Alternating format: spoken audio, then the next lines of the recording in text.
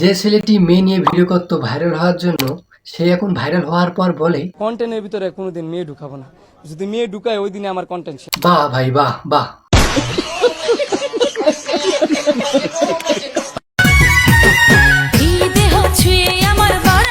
শান্ত ভাইয়ের ব্যাপারটা না আমি বলতেছি, দেখার আগে তার ভিডিও দেখি, চলুন।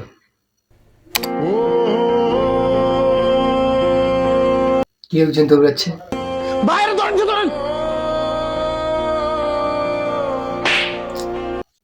অসাধারণ অসাধারণ। চলেন শেষটিও দেখি।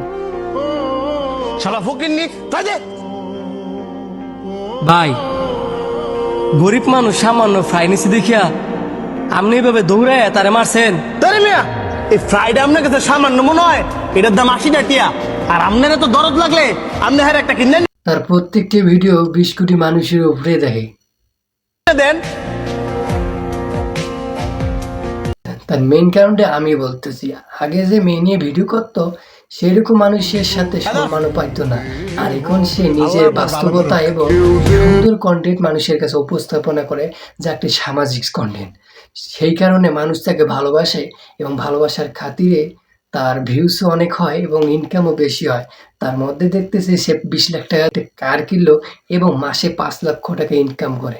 আসলে ভাই, সামাজিক ভিডিও তৈরি করেন, আপনি এরকম কামাই করতে পারবেন।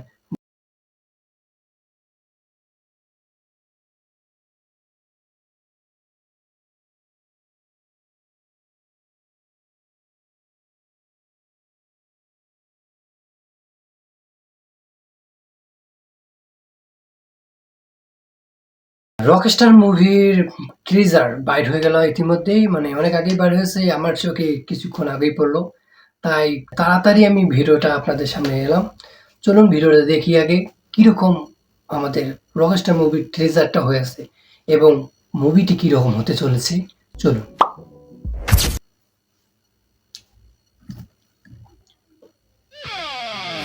Music মানে শুধু অ্যাকোস্টিক না, sometimes it's more than life. মারাত্মক লেভেলের মুভি হতে চলেছে Rockstar.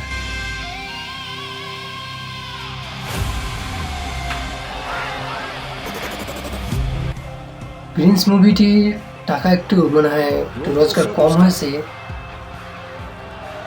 The future of a rock star.